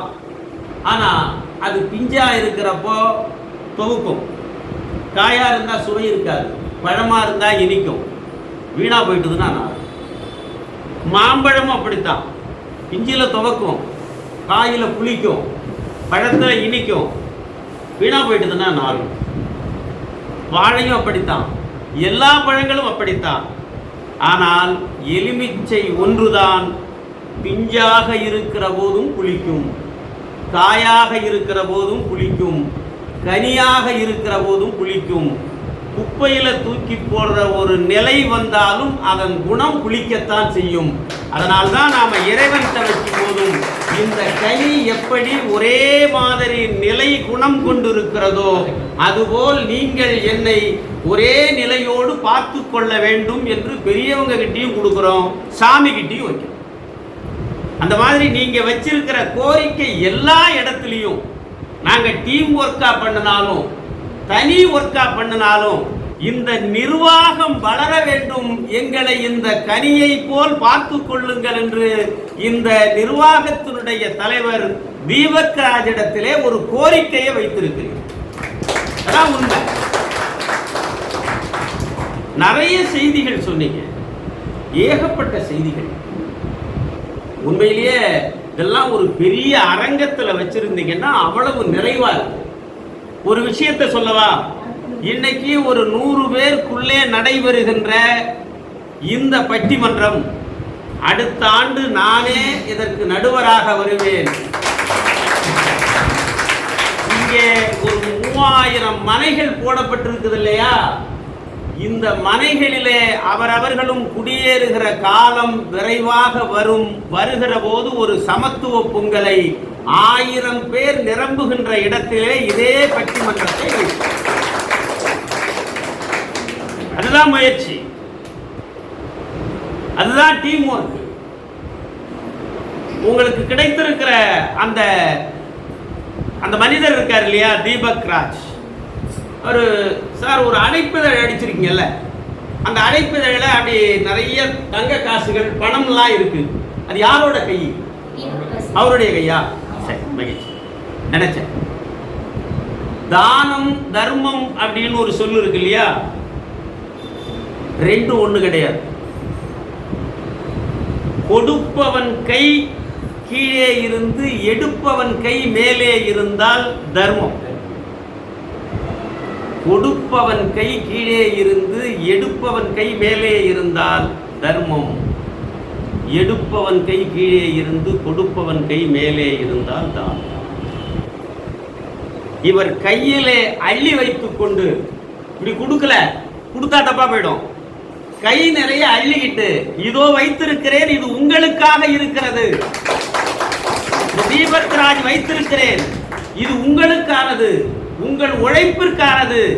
என்னை போல் நீங்களும் உருவாக வேண்டும் என்று ஒரு நிர்வாக தலைவன் அள்ளி கையிலே வைத்துக் கொண்டு உங்கள் எல்லோரையும் அரவணைக்க காத்து கொண்டிருக்கிறார் என்றால் அதுதான் ஒரு நிர்வாகத்தினுடைய மிகப்பெரிய வெற்றி.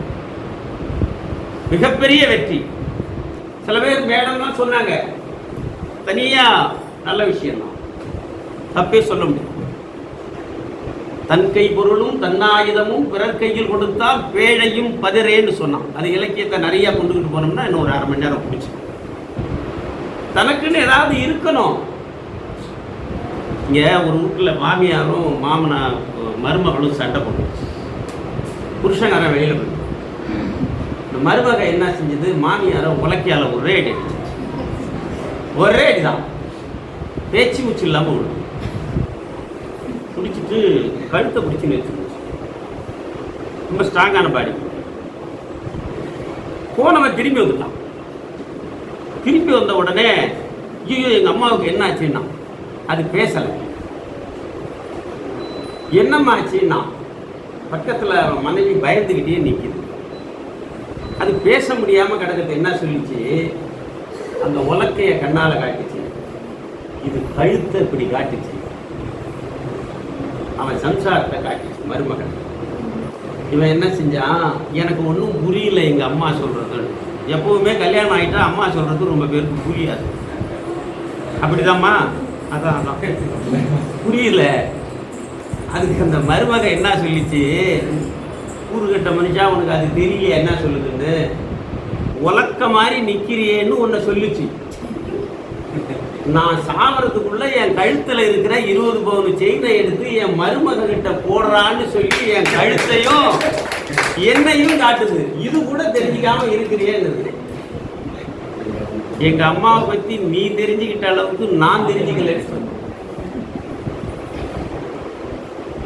இது ஒரு குடும்பத்திலே புரியாமல் இருக்கக்கூடிய ஒரு விஷயங்களை கொடுக்கும். ஆனா கூட்டு முயற்சி என்ன தெரியுமா, அந்த காலத்துல ஒரு பெரியவங்க இருப்பாங்க, அவங்கள போய் என்ன செய்யணும்னு கேட்போம். அவங்க ஒரு விஷயம் சொல்லுவாங்க. எங்க அப்பாலாம் சொல்லுவாரு, தம்பி மழை வர்ற மாதிரி இருக்கு, வானம் இப்படி தான் இருக்கு, வெளிலேருந்தே எப்படி மழை வரும்னு மழை வரும். அப்போ அந்த குடும்பத்தில் ஒருத்தருக்கு தெரியும், இப்போ மழை வரும், இந்த நேரத்தில் பசிக்கும், பேர குழந்தைகளுக்கு பசிக்கும் அப்படிங்கிறதெல்லாம் தெரியும். இப்போ வீட்டுக்குள்ளார சண்டை ஒரு மருமக அந்தாண்ட இருக்குது, ஒரு மக இந்த வீட்டில் இருக்குது, ஒரு வீட்டில் தான் அவங்க இருப்பாங்க. அந்த வீட்டில் குழந்தை அழுகுதுன்னு இந்த வீட்டில் இருக்கிற அந்த வயசான அம்மா தாலாட்டு பாடும். இந்த குழந்தை அழலை, ஏன் பாடுதுன்னா அந்த வீட்டில் இருக்கக்கூடிய குழந்தைக்கு காதில் விழுந்தா அது தூங்கிடும். இதுதான் கூட்டு. அந்த குழந்தை தூங்கும். இப்போ நாம பெரியவங்களை வீட்டில் வச்சுக்கிறதே கிடையாது. ரொம்ப வீடுகளில் கிடையாது, எங்கள் வீட்டிலலாம் வச்சுருக்கிறோம்.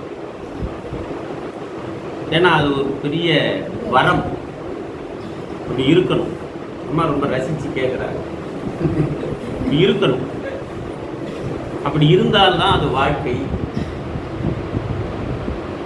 மகாபாரதத்தில் கர்ணன் ஒரு கேரக்டர் இருக்கும், பார்த்துருப்பீங்க. சினிமா படத்தில் கூட சிவாஜி கணேசன்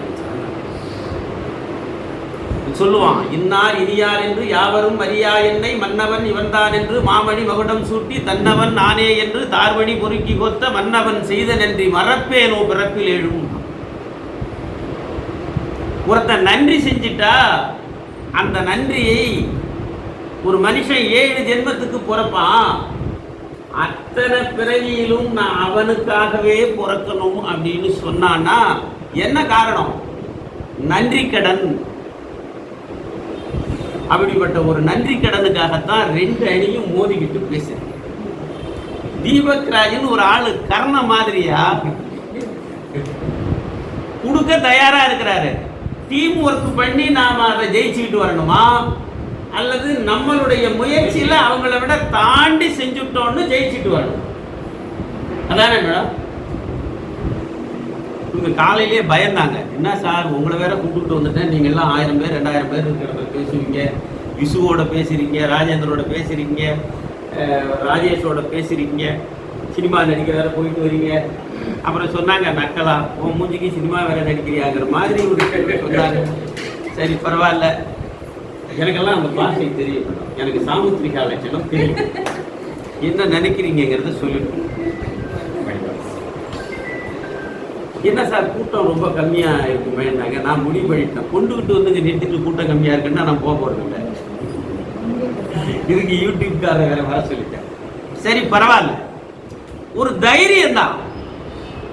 ஆட்கள் நிறைய இல்லை, யாருமே எந்த தொலைக்காட்சியிலையும் பங்கெடுக்கல, பேச்சாளர்கள் இல்லை. இந்த இடத்துல நான் நடுவரா இருந்து எப்படி பேசுவேன் அப்படின்னு நினைச்சிருந்தா அவுட் ஆயிடும். சரி, என்னோடு சேர்ந்து வாயை திறந்தா உங்களையும் அதுக்குள்ளார கொண்டுகிட்டு வந்து பேச்சாளராக மாற்றி விடலாம்ங்கிற நம்பிக்கை எனக்கு இருந்தது இல்லையா? அந்த நம்பிக்கை தான் வெற்றி பெற்றது.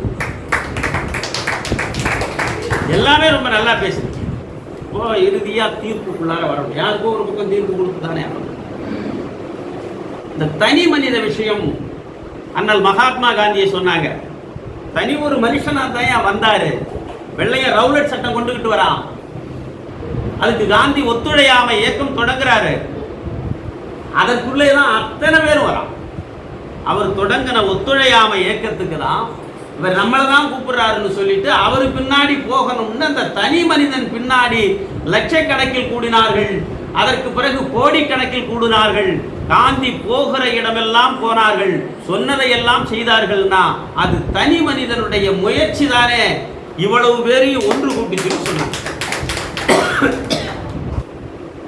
இந்த பக்கம் சொன்னாங்க தனிமரம் தோப்பாயிடாதுங்க, தனிமரம் தோப்பாயிடாது. இந்த நாட்டிலேருந்து இன்னொரு நாட்டை படையெடுத்து பிடிக்கணும், ஒத்தாலும் ஜெயிச்சுவானா? ஒத்தாலும் ஜெயிக்க முடியாது.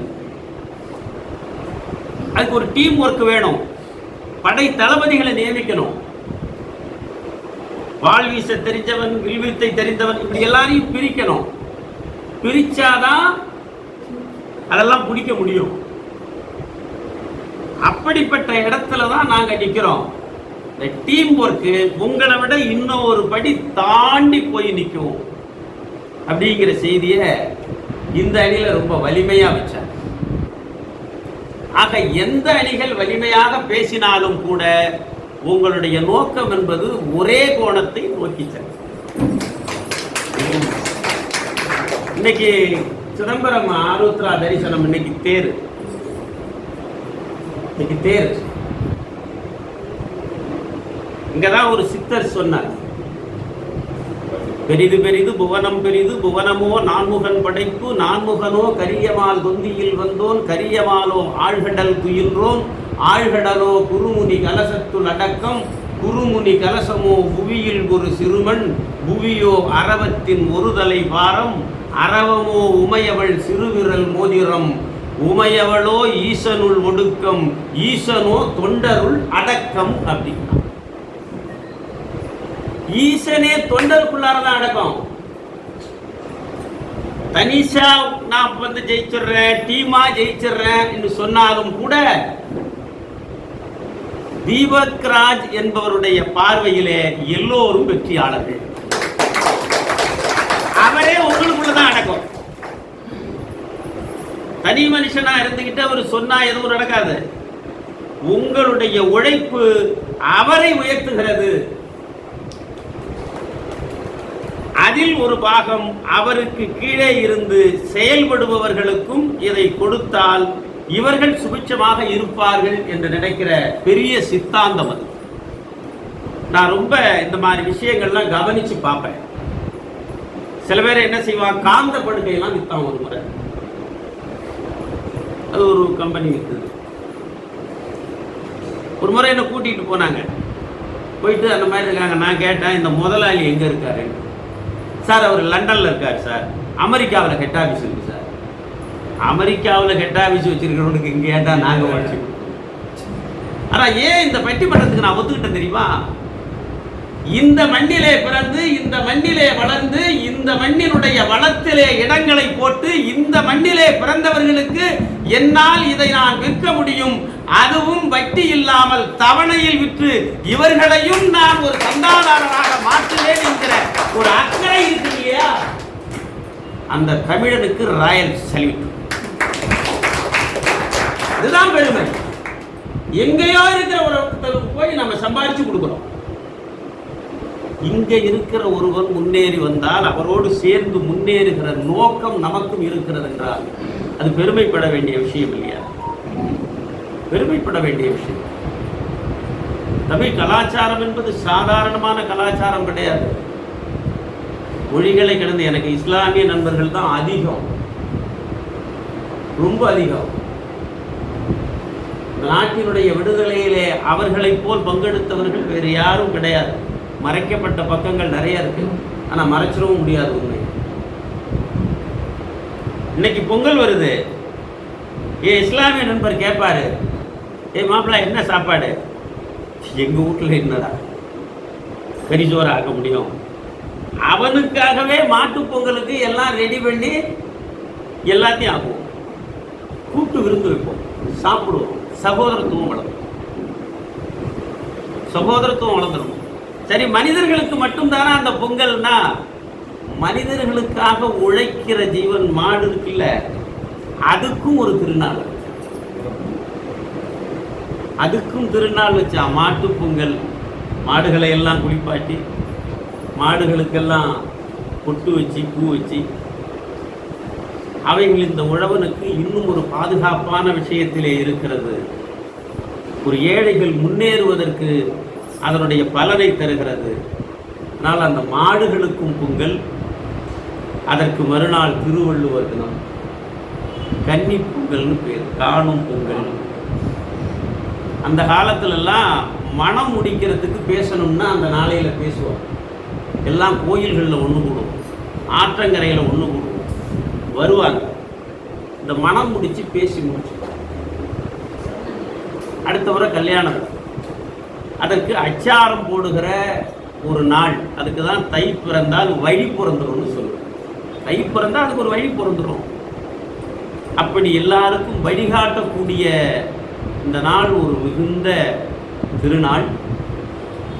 அந்த அளவிற்கு நீங்கள் எல்லோரும் இங்கே வருகை தந்திருப்பது மட்டுமல்ல, இந்த நிர்வாகத்தினுடைய இயக்குனர் அவர்கள், அவரோடு முந்தாள் நாள் நான் தொலைபேசியில் பேசினேன்.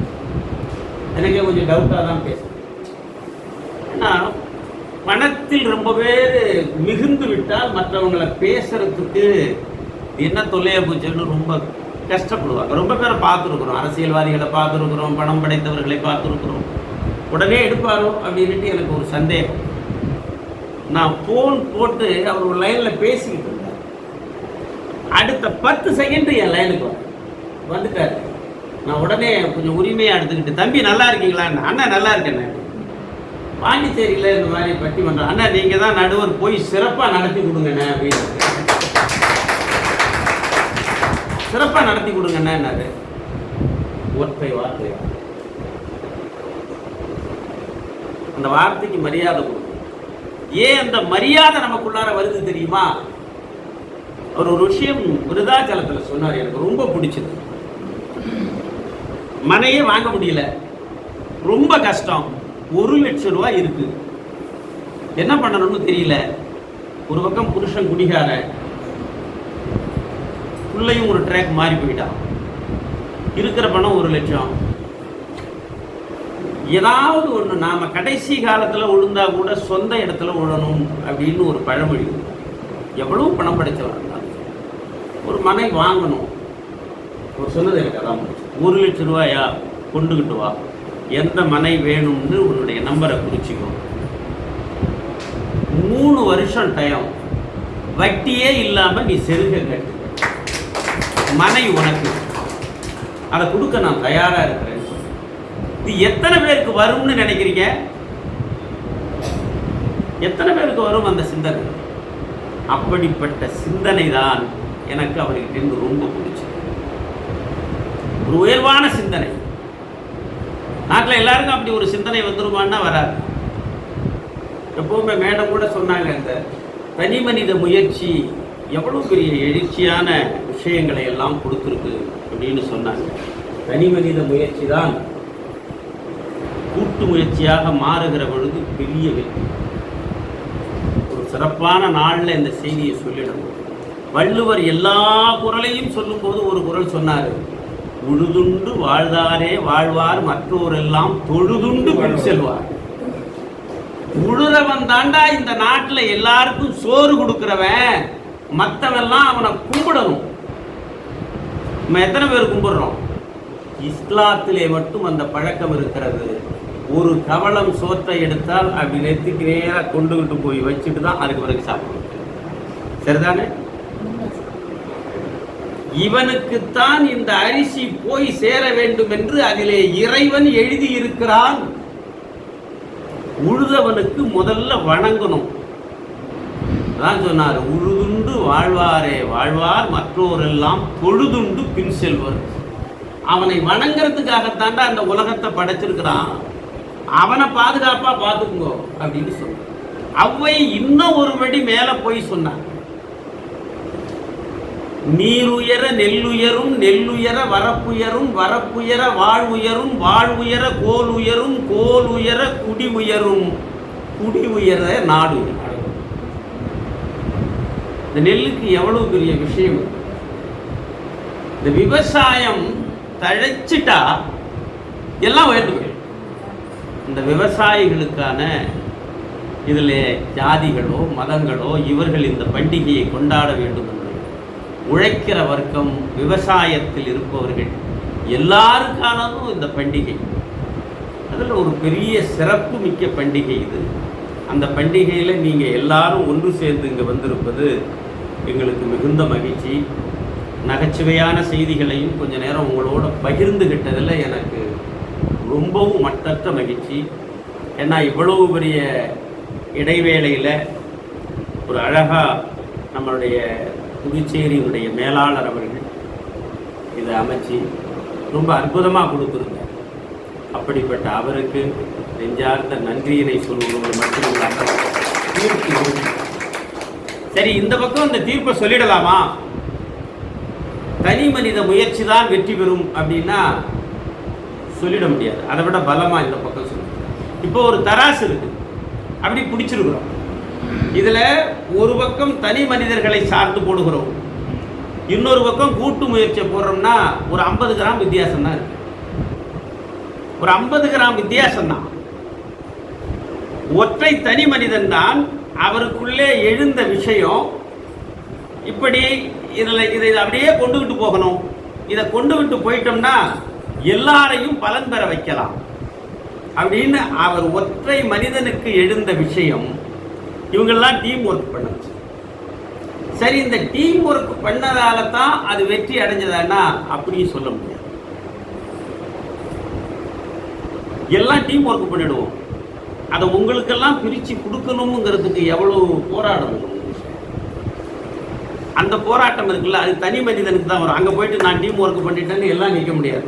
ஃபைனல் பண்ணுறது ஒரு இடத்துல ஒரு தனி மனிதன். ஆக அப்படிப்பட்ட நிலையிலே இருந்து பார்த்தால் இந்த பட்டிமன்றத்தினுடைய நிறைவு தீர்ப்பாக ஒரு நிர்வாகம் வளர வேண்டும் என்பதற்குத்தான் எல்லோரும் உழைத்து கொண்டிருக்கிறோம். இந்த பக்கம் டீம் ஒர்க்காக உழைக்கிறோம், இந்த பக்கம் தனி மனித முயற்சியால் உழைக்கிறோம். இரண்டும் சமமாக இருக்கிறது. எல்லோரும் சேர்ந்து உழைத்தால் டீம் ஒர்க்காக உழைக்கிறவங்களுக்கு 2 ரூபா கூட, தனியாக உழைக்கிறவங்களுக்கு 2 ரூபா கம்மிங்கிறதெல்லாம் கிடையாது.